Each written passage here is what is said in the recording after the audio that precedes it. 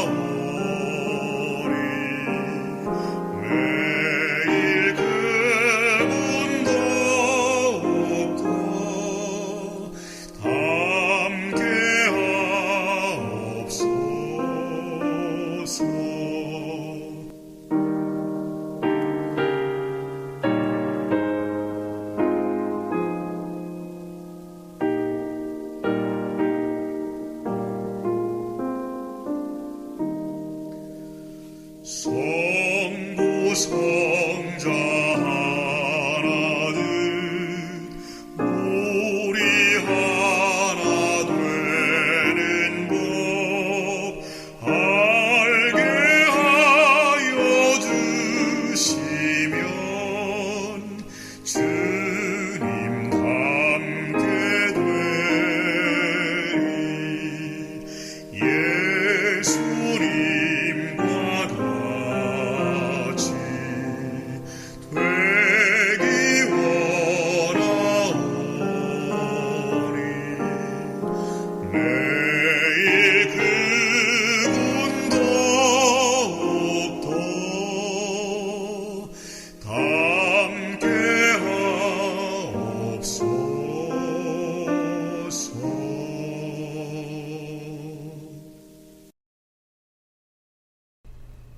역사적으로 성경을 늘 자유롭게 읽을 수 있던 것은 아니다. 그렇게 하려고 애쓰다가 교회로부터 무자비한 탄압을 받았던 사람이 많다. 그 당시 기득권 교회 세력은 성경을 번역한 존 위클리프를 화형시키려고 했다. 자신의 신념 때문에 여러 번 신문 받았던 위클리프는 한 번은 고소자들에게 이렇게 말했다. 당신들은 대체 누구와 싸우고 있소? 죽을 날이 얼마 남지 않은 이 늙은이와? 아니요. 당신들보다 훨씬 강력하고 언젠가 당신들을 넘어뜨릴 진리와 싸우고 있는 것이요. 위클리프는 화형을 당하지는 않았다. 그러나 그가 죽은 지 40년 뒤에 교회는 그의 시신을 파내어 불태워버렸고 남은 재의 일부를 그가 활동했던 러터워스의 세인트 메리 교회 남쪽 400m 정도 떨어진 스위프트 강에 뿌렸다. 그러고는 에이번 강에서 나머지 재를 모두 털어냈다. 위클리프는 역사에 커다란 획을 그었다. 하나님의 말씀은 진리이며 하나님의 진리는 승리를 거둘 것이다. 종교개혁의 시초라고 불리는 존 위클리프. 그는 그 유명한 독일의 마르틴 루터보다도 150년 전 앞선 종교개혁의 의지를 외치던 사람이었습니다. 그는 진리를 감추고 있는 이들을 향한 올바른 소리를 외쳤던 사람이었습니다. 그 결과 교황과 교회로부터 탄압을 받기 시작합니다. 나이가 많이 든 그 늙은 위클리프를 화형시키려고 했으나 결과는 실패입니다. 존 위클리프는 평생토록 불가타 라틴어 성경을 영어로 번역한 것입니다. 그는 하나님의 진리의 말씀을 더 많은 사람들이 자유롭게 읽고 진리를 깨달을 수 있도록 한평생 노력하였습니다. 비록 그가 죽은 후 부관 참시되었으나 그의 업적은 기독교 역사에 매우 큰 획을 긋고 오늘날 사람들이 자유롭게 성경의 진리의 말씀을 읽을 수 있는 계기 중 하나로 뽑힙니다. 그렇습니다. 중세 로마 교회는 힘없고 이제 늙은 존 위클리프와 싸우고 있다고 생각하였을지 몰라도 사실 그들은 하나님의 진리의 말씀과 대립하고 있었던 것입니다. 그들은 자신들이 누구와 대립하고 있었는지 제대로 몰랐던 것입니다. 흥미로운 사실은 그 대립의 결과로 하나님께서는 오히려 하나님의 말씀이 세상에 널리 전파되는 놀라운 일을 행하셨다는 것입니다.